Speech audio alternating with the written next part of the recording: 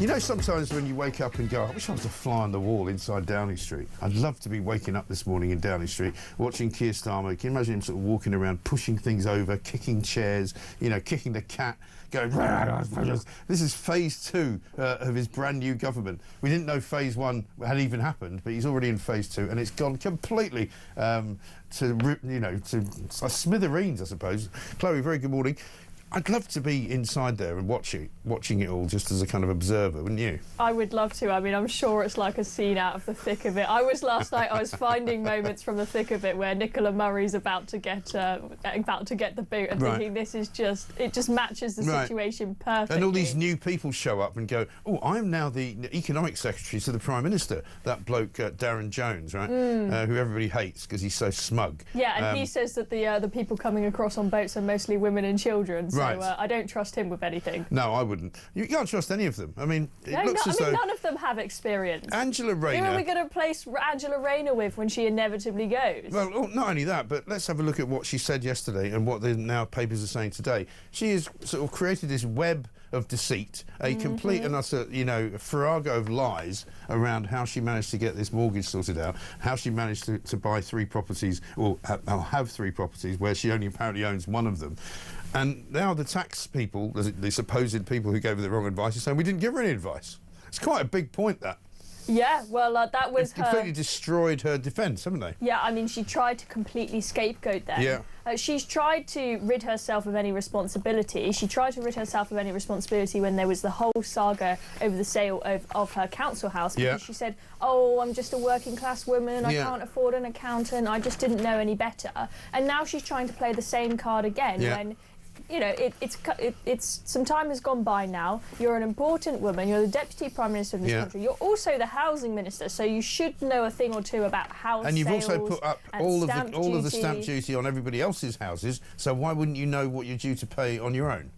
Exactly. Would be my question. Exactly, and it's the hypocrisy when it's her department that is cracking down on evil second homeowners, those horrible people that buy houses at the seaside and push the locals out. She's just become one of them. So before we even heard anything about the stamp duty, when we just had the headline that she had bought this flat, it was already a huge scandal for her. And it has just developed and developed and developed. And as you say, her sole defence was the lawyers told me that I didn't have to pay it. And the lawyers come out and said, no, we had nothing to do with the tax situation. Presumably they were just helping her do the paperwork for the sale of the house. They weren't involved in the taxes regarding it. So now she's got no excuse left whatsoever. No. And even if the lawyers had advised her that she didn't have to pay this higher level of stamp duty, you would think, as the Deputy Prime Minister, who's already had a scandal about the sale of a house, that you would get a second opinion. You would know it. Yeah? Well, the fact is, she's used this company called Verico and Associates, and they have said, basically, that she's tried to scapegoat them for the tax fiasco. They said that they gave her all of the right information. I've got the arrow stuck in my back to show it, says conveyancing expert Joanna Verico. She basically says that we acted on the figures and the information provided by Ms Rayner. One of the questions that was asked yesterday was, well, did she give them all the information? Because if she's claiming they gave her the wrong advice, it's possibly because she didn't tell them about all of the very complicated things that were going on in her financial affairs, i.e. that she's got this trust fund which is made out to her son, which she's apparently plundering to use to buy another house to put down as a deposit, all of which is very murky, and nobody's quite sure whether in fact it's legal to do that. And similarly, not paying stamp duty rather, is an illegal act. It's not lawful. So she's now broken the law as well. Yeah, I mean, that's... And now she's lying about it.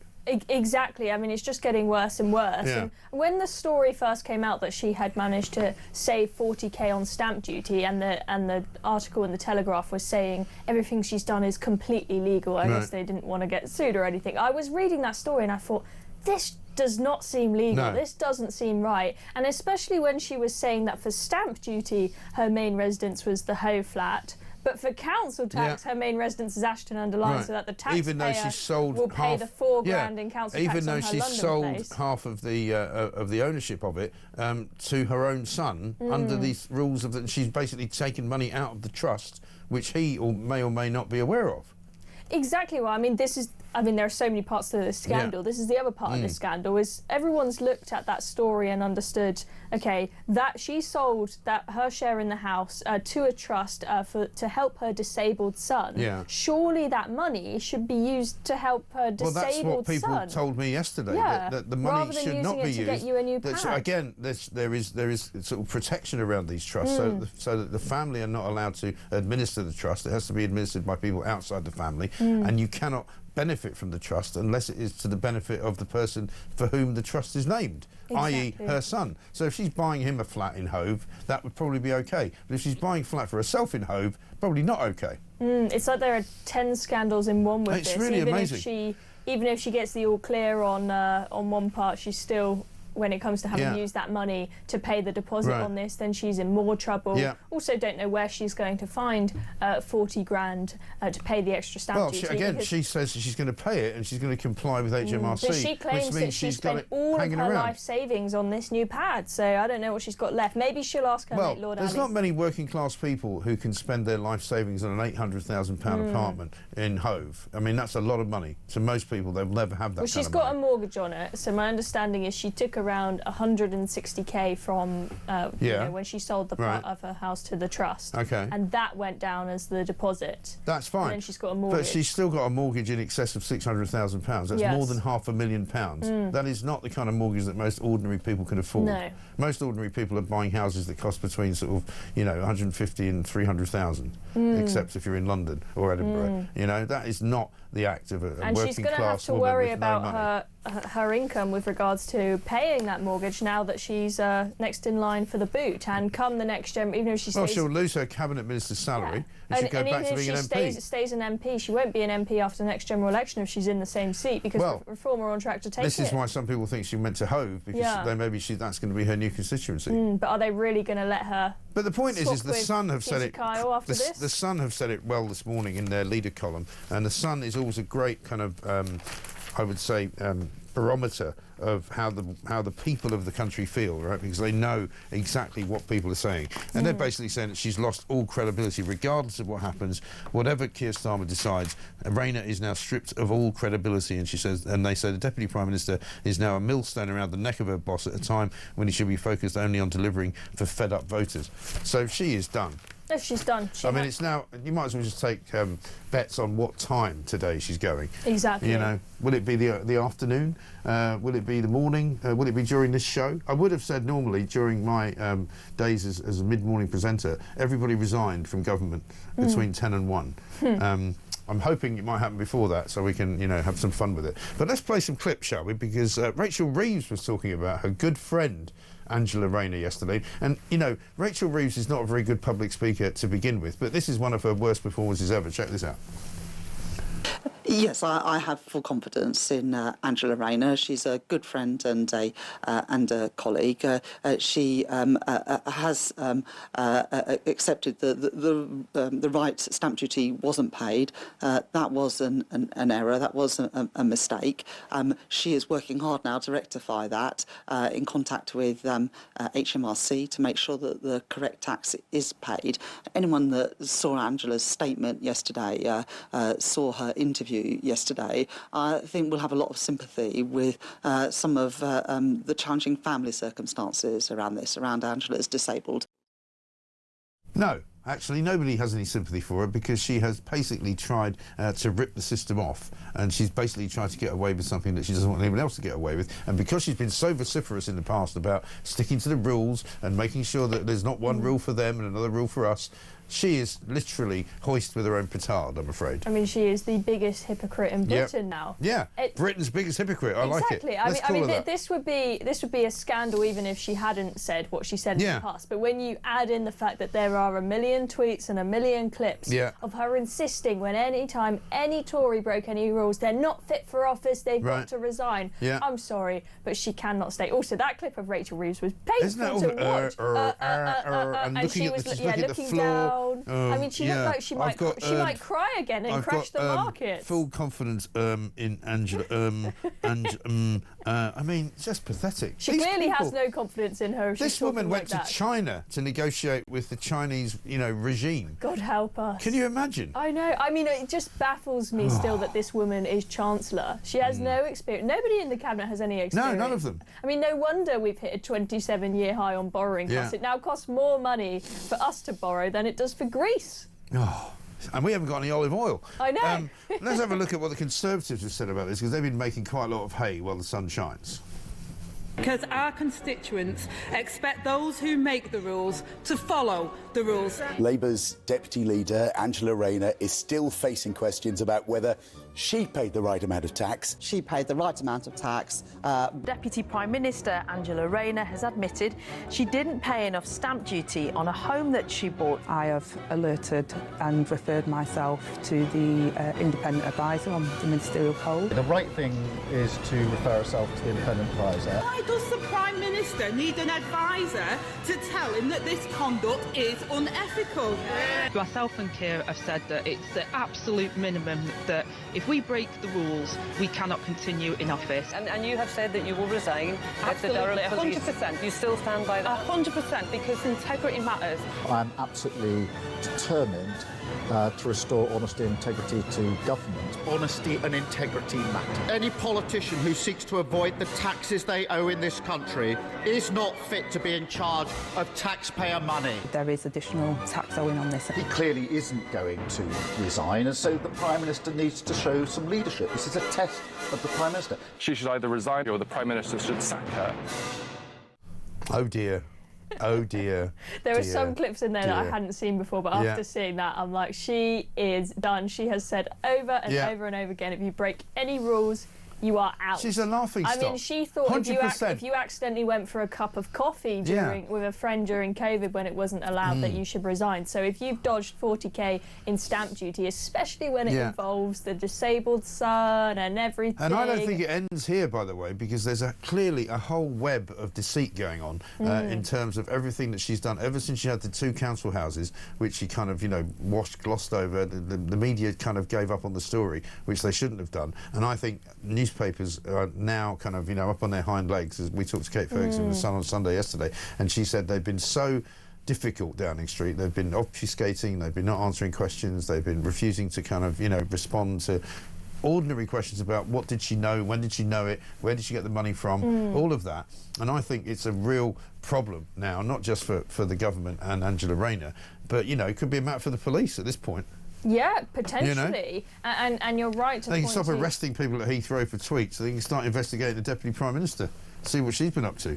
Potentially. I mean, I'm sure the press will be digging as deep as they can to find whatever they can on her. But that story about the council house, the sale of her council house, where she claimed that her house that she sold was her main residence, even though she was registering the births of her children in a different house, and we had neighbours saying she's never there. She doesn't appear to spend much time with her children either, which is another story. Yeah, it's very complicated. But then she said, I've sought advice to find out if I paid the correct amount of capital gains tax, and I've got the all clear. I haven't done anything wrong, but I can't tell you what the advice was. I can't show you the advice. Except the people who she got the advice. Except the people who she got the advice from in the paper today saying, we gave her the right advice. No, I'm talking about the people who gave her advice last year about whether the sale of her council house was correct with regards to capital gains tax. Do you remember she said? But that was also after the fact, because she'd sold she'd done the kind of the flipping of the council houses some years before that. Yeah, it was some years before. But then she decided when there was this huge scandal and everyone was asking her, she said, "Oh, I'm going to talk to a lawyer and find out if I paid the right amount." And she says, "Oh, I've spoken to someone, I've got advice, and I have paid the right amount, but I can't possibly show you the advice." And everyone was saying, "Please show us the letter, show us the advice." And she was like, "No, I can't show it to you, can't show it to you." And we were all thinking, have you really got nothing to hide if you won't show it to us? Exactly. And then eventually the general election came around and everyone was focused on that. But it did rumble on for a long time at the beginning of last year. But certainly from what it looks as though this firm have said, the conveyancing firm that handled the £800,000 sale in Hove, they're basically saying they did nothing wrong. We did not and never have given tax or trust advice, they said to the Daily Telegraph. It's something we always refer our clients to an accountant or a tax expert for. So they're basically denying everything that she's accusing them of doing, which leaves leaves her looking like a liar, I'm afraid. Yeah, well, it looks... There's only one word for it. It looks like, from what they've said, that she figured out herself how much tax to pay. She did not go to an accountant, else she would have surely said in that Sky News interview with Beth Rigby that she had seen an accountant as well as these lawyers. She didn't mention that, so it seems like she figured this out for herself. And as I said, with the whole row over the sale of her council house, she said, oh, I'm just a working class woman, I don't have an accountant, I can't afford it. I'm sorry, there's no excuse for that now. You're the Deputy Prime Minister of this country and the Housing Minister. You can afford and should absolutely get an accountant to double check what you're doing is right before you cause a huge scandal. Also, here's the other thing that has caused a massive problem is that, you know, she never revealed until, I think, relatively recently that we found out that she got a bucket load of money, 11-year legal battle against the NHS Trust in Stockport to get, or was at the very least a 6-figure settlement, possibly a 7-figure settlement, because her son was born prematurely and she was a 16-year-old mother, right? Have a look at this, because this is her in 2020 praising the NHS, despite the fact that she later blamed them and charged them a load of money for compensation. I spent 6 months in intensive care with him, and through the love and the nurture of the neonatal nurses and all the staff in the NHS, I've got my Charlie with me, and he's 12 and he's doing really well. I think our NHS is like the jewel in Britain's crown.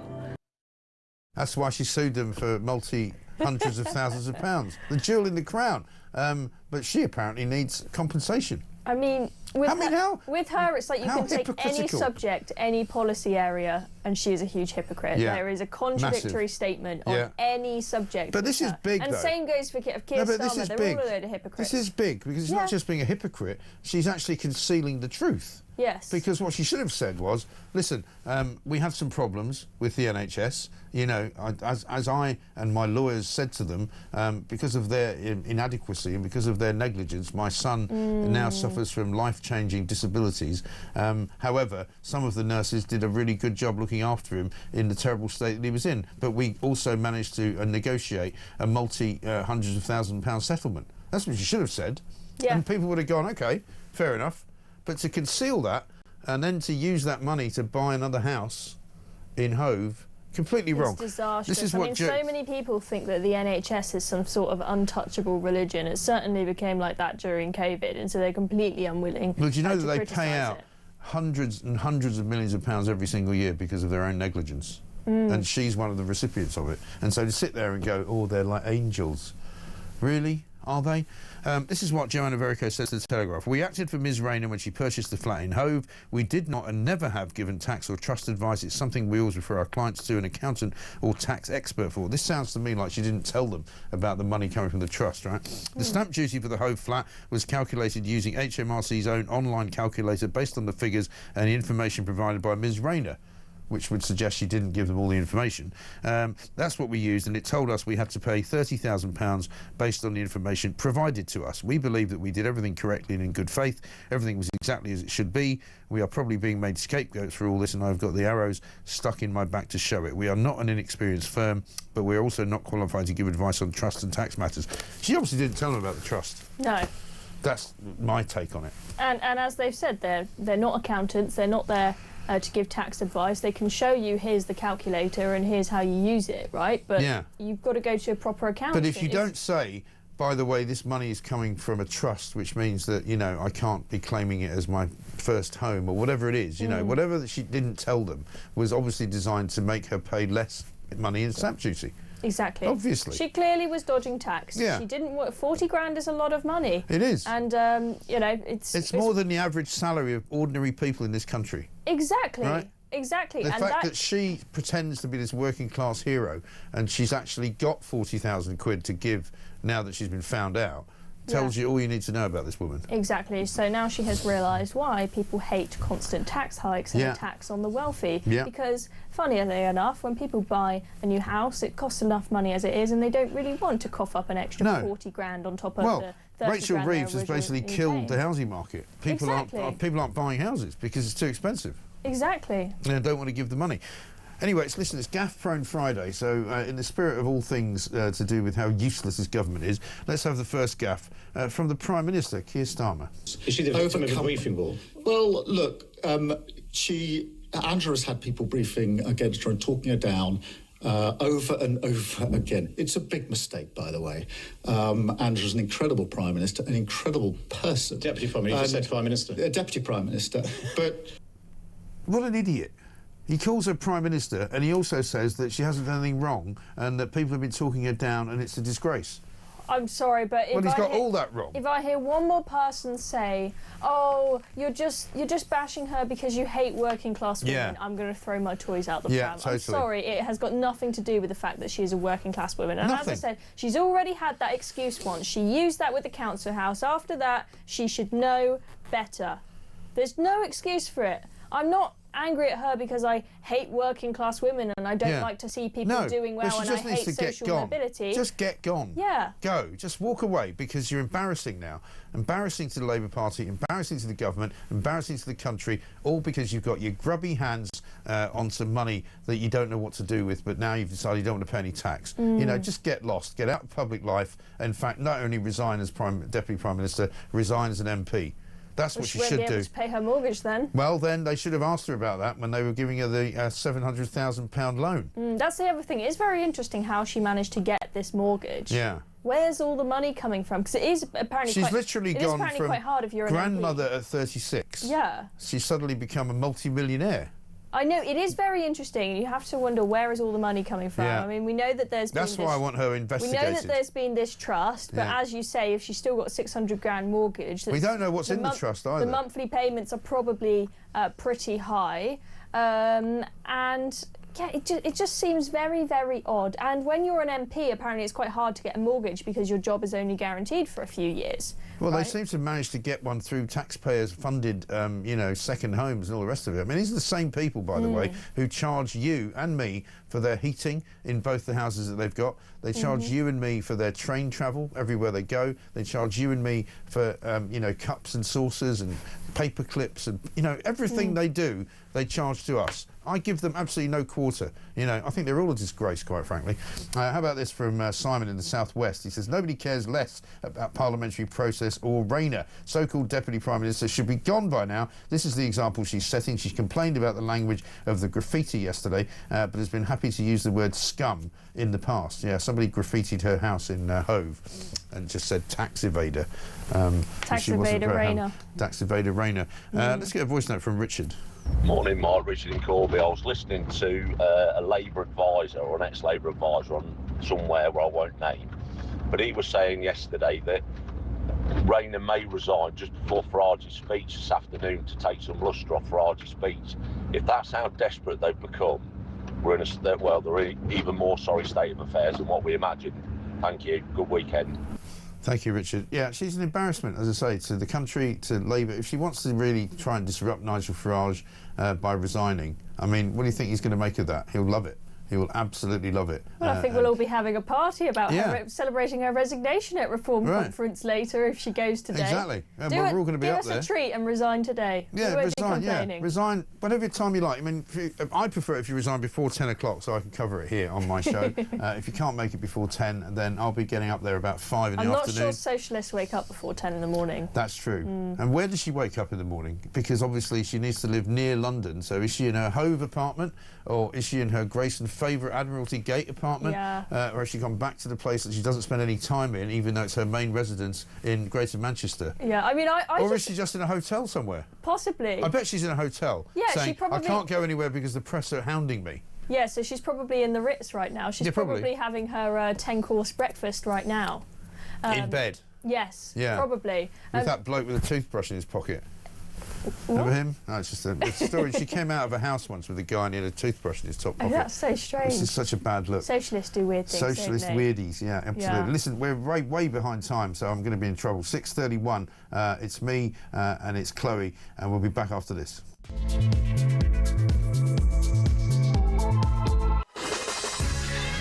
Some of these Labour MPs who've been defending Angela Rayner over the last few days have all gone a bit quiet suddenly today. Lots of suggestions that Keir Starmer ruled out 5 times yesterday when he was asked if he wouldn't sack her, even though he claims that he supports her and he's very proud to serve next to her on the front benches. Yesterday there was a great AI rap song that was doing the rounds. We thought we might as well give you a flavour of that as well. It's on the front page of The Sun. Angela Rayner pondering how many homes, Bought me one house, bought me two. Flip another flat, tax man, no clue. 80k saved with a bright and tan. Dodging more duty than the average man. How many homes can Rayner buy? Laughing at you, I love the tax they slide. How many homes, I'll name them all. Big and dancing in the Commons Hall. Council girl roots, but I climb that chain. For Ashton Street to the seaside lane. Stamp duty short, 40 grand unpaid. Oops, bad advice, that's how it's played. Starmer blushing, I'm still fine. You pay full tax, I skip the line. Court orders hush, I don't explain. Still stacking home, still playing the game. I pay less tax, but I laugh all day. Rayner style, that's the label way. How many homes can Rayner buy? Laughing at you with the tax they slide. How many homes, I'll name them all. Big and dancing in the Commons Hall. How many homes can Rayner buy? Laughing at you with the tax they slide. How many homes, I'll name them all. Big and dancing in the Commons Hall. Taxman crying, Rayner smiling. One rule for me, none for thee. That's brilliant. You know, Rayner time, you know, Russ. That's fantastic, isn't it? That's I mean, how could she brilliant. ever appear as a normal, sort of what you might call serious minister now of any kind to talk about, you know, I'm building 1.5 million homes for everybody in Britain? Well, I mean, when you're just going to play that. I know. I mean, the thing is, even if she did manage to stay, one rule for me. Any time. None for thee. Yeah, anytime she Love does it. any sort of press conference about how many homes she's buying, when it comes to the press Right. the press questions, Yeah. they're all just going to say the same thing. Yeah. Oh, well, It's brilliant. Absolutely brilliant. Yeah, exactly. So there's no way that she can. There's no way she can stay because the press will just go for her every time she opens her mouth and ask her the same question. They won't let the story go away No. if she were to stay. We won't let it go away. Meanwhile, Exactly. back in the world of reality, once she's shuffled off this mortal coil and decided no longer to have a career as a politician, the migrant who sparked the Epping Bell Hotel protest is facing jail after being convicted yesterday of sexually assaulting a girl of 14. This guy's name is Hadush Kibatu, and he's expected to be given a full custodial sentence. Sun have got it on page 1 and pages 10 and 11. And this is what it's all about. You know, people ask us about, you know, why are all these, you know, demonstrations going on outside hotels? Why are all these women dressing in pink and walking up and down? And this is the reason. He's a dingy migrant. He groped a 14-year-old girl's thigh just 9 days after arriving in Britain, sparking all of the protests outside the Bell Hotel. The end, right?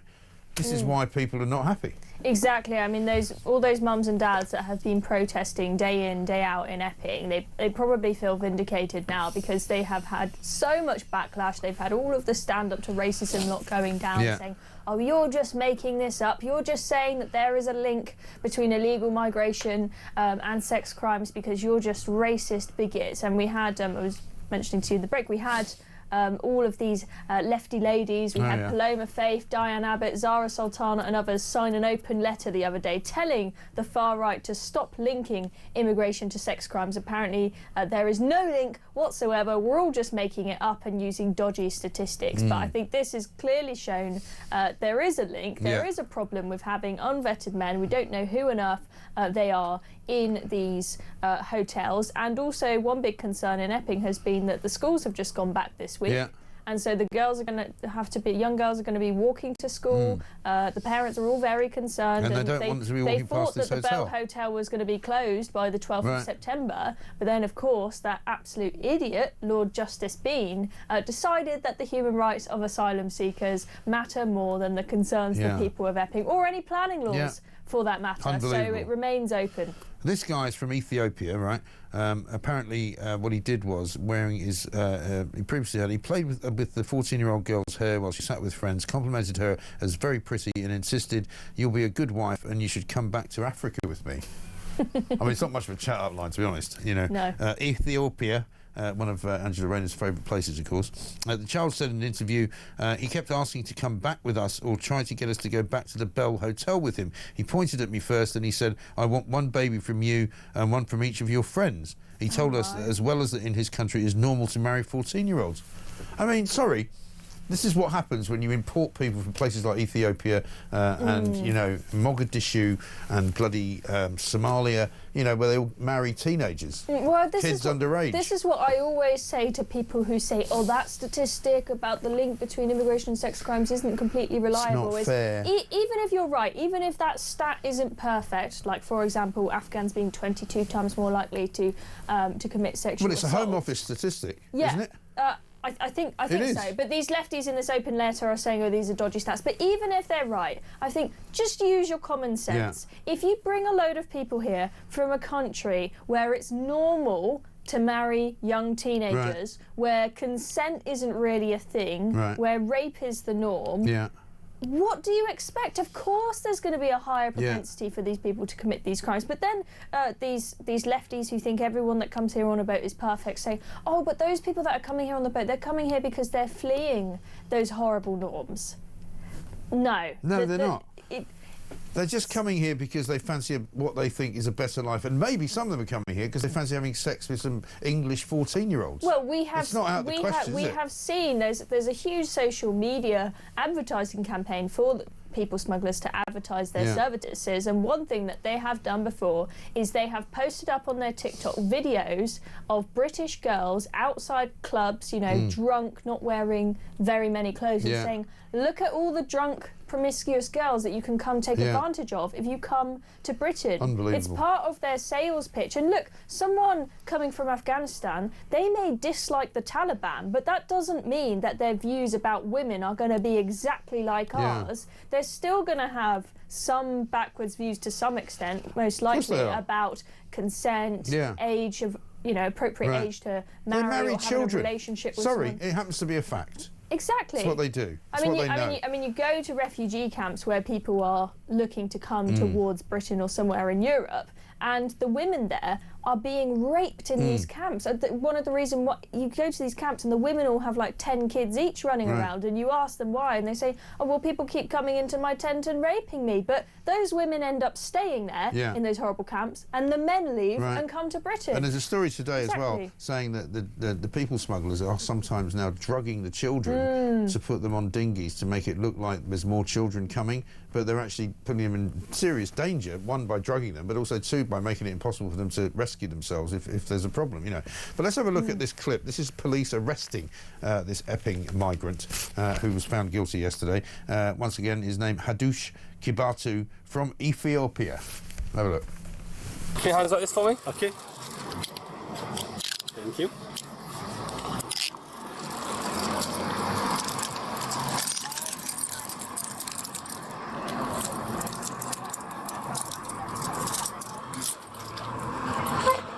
And just come and step on there for me, sir. Okay, she is right. Give me 1 second, I'll call you back. She is right. The phone the lady in blue. Yes, the lady. Yeah. He thinks it's She's the lady. drinking, and I pass. Please call me. You are black man. You are coming, man. You are coming my home. It's a child. Yeah. Just coming, man. So the allegation is that you've touched a child on the inside of the groin. Come over here. I need to search you. Don't cry. It's going to be okay. Come step onto the pavement. So I've got a little bit more room. You can leave your shoes on. It's okay. Step onto the pavement here. No. Stand up. Stand up. There we go. I mean, we don't need this, do we? No, frankly. I'm not surprised he's crying. He's a weak man, clearly, if he's led to such. He's trying to have sex with a child. I know. He should be locked up for a very long time. But he should be deported. And he should be deported. But he'll sit in the taxpayer, you know, funded prison where I believe the average cost is 51 grand a year. To house somebody, and I'm sure because of his human rights we'll never be able to deport him. No, because he'll suffer when he goes back to Ethiopia, no doubt. We need to take another break because we're running quite late. But coming up, we're going to be talking about Lee Anderson, the Reform Conference as well, and Nadine Dorries, who's basically deserted the Tories and said they're dead and buried, and now she's going to go reform. She's going to be up there as well. 6:43.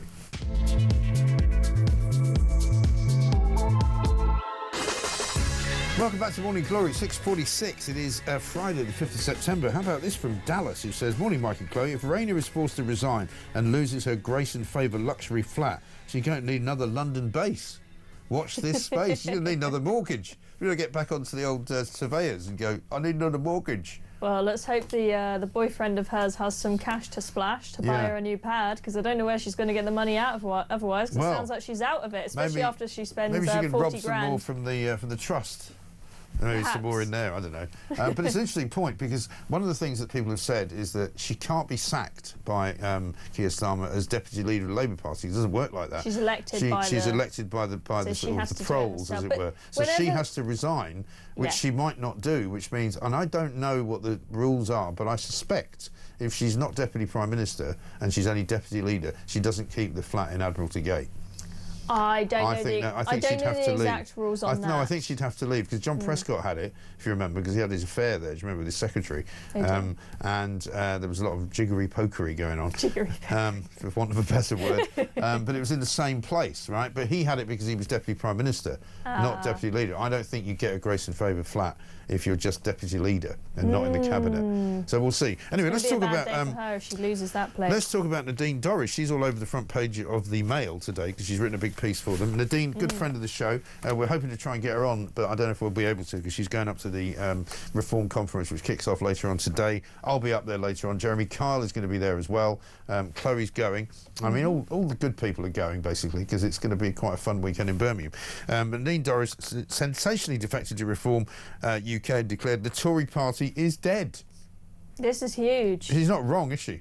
No, she's not wrong. And if you look at the detail of the article, what she's saying is, I've not changed my views. I've always been a Tory, but the Tory parties just didn't act like Tories and they didn't fulfil their promises. They said all the right things and they spoke as though they were Tories, but then they didn't do anything. Yeah. And so, hence, it makes sense for her to move over to Reform now, and she's been very patient. She's been with the Tory party for about, I've asked her before. 30 years. I've had her in, when her last book came out a few months ago, she was in here doing an interview, and I asked her about Reform, and she was sort of, she wasn't quite there yet, she wasn't quite ready to move over, but you could see that she was kind of sympathising. But the comment piece in the Mail is interesting. They've said a new politics is beginning, everything we knew and accepted as normal is dissolving and crumbling. It's time for all the talents on the right to come together to sweep away this lamentable excuse for a government.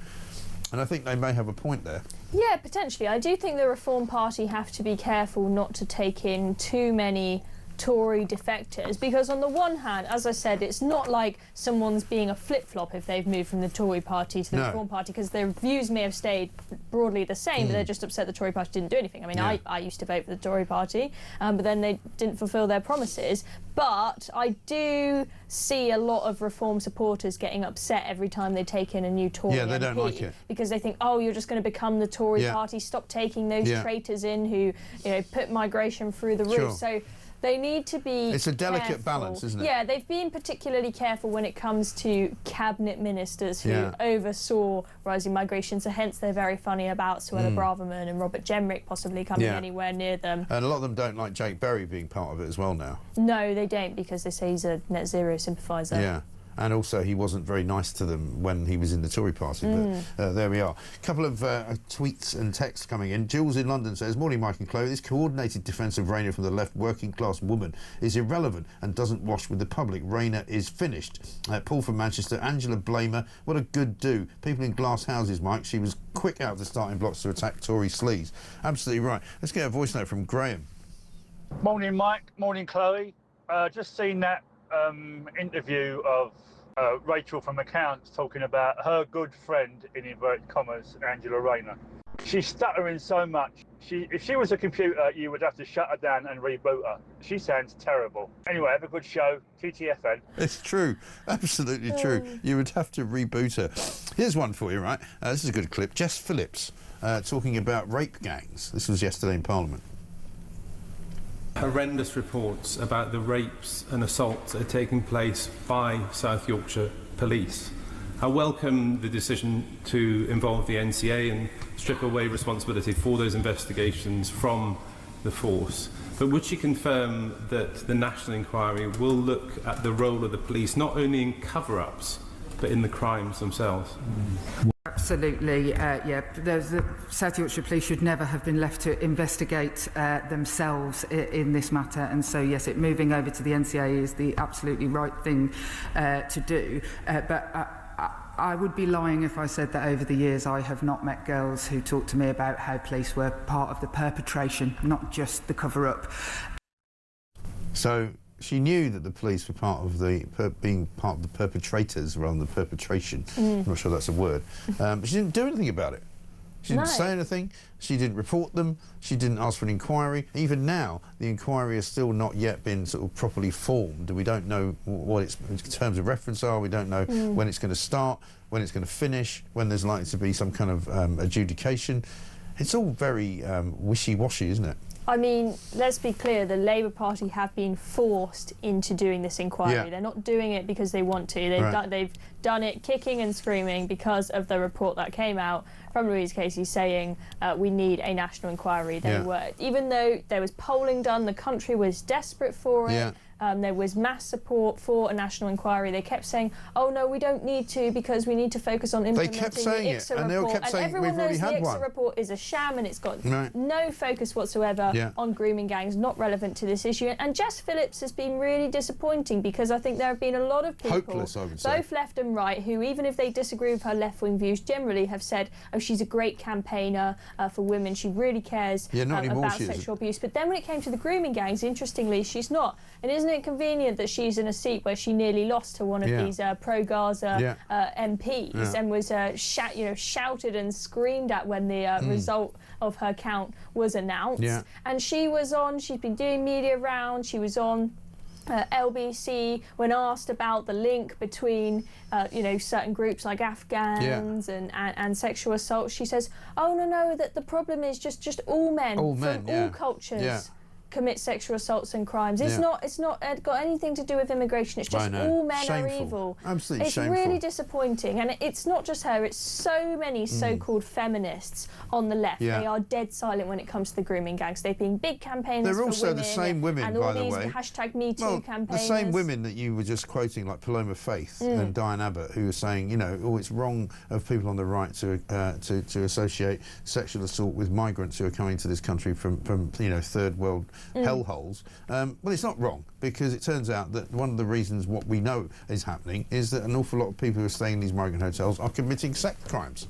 It's a fact, So, of course, they're not all doing it. That's not the point. A very much higher proportion of them are doing it than the people who are walking around the streets outside. Simple as that. And these lefties, they just blame the media and say, oh, the media, they just focus on like a few extreme cases. And I'm sure most Like the bloke from Ethiopia who was trying to have sex with a 14-year-old girl but in Epping. The thing is, we get one of these crazy stories almost every day. Yeah. It's constant. It's not the case that we've just had one or two stories that the press have blown up and made a big thing about. This is going on constantly, and we've had, was it The Sun who did the numbers adding up, figuring out how many people from hotels have been in court for various different crimes. Hundreds. And it's huge, even when they're just looking at the number of hotels that we know about, because the Home Office won't give us a full list of where all the hotels are in this country. But listen, we've got to stop again because we're nearly out of time. We've got another couple of minutes to do. We're going to tell you about a prankster who hid a phone in the House of Commons yesterday with some rude noises on it. And also, we'll be talking about Doctor Who. Apparently they wasted £100 million making Doctor Who in the last year. What an absolute shambles. That's the BBC for you. 6:55.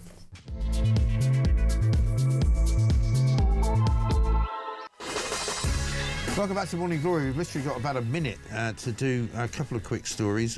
Doctor Who wastes £100 million. It's on page 27 of The Sun. I mean, I don't understand. It's one of the cheapest shows that you've ever seen, isn't it? I mean, how do they waste that kind of money on a show that is dying on its backside, effectively? Probably on a load of DEI officers overseeing the whole production to make sure it ticks all of the boxes. Yeah, I mean, this is what happens when you have a broadcaster that is not run like a business, spending money on shows, is they just waste it. And when they had this guy Nikuti Gatwa, he quit as the Time Lord in May as ratings for the sci-fi classic fell amid criticism of its woke storylines. I mean, it went woke and they've gone broke. Yeah. But in fact, it's our money. That's the problem. Well, that's the problem. Is Dr. Woke, they should call it. They it. don't go broke because they keep on taking the licence fee payer money, and so they don't learn their lessons. And what I hear is that any show the BBC does, they have got an insane number of staff. Way too many. I mean, what happened to that saying too many cooks spoil the broth? It doesn't apply to them, apparently. I know. Absolutely right. Anyway, listen, Chloe, great to see you. I may see you later up in Birmingham, but you may be leaving before I get there, so we'll see.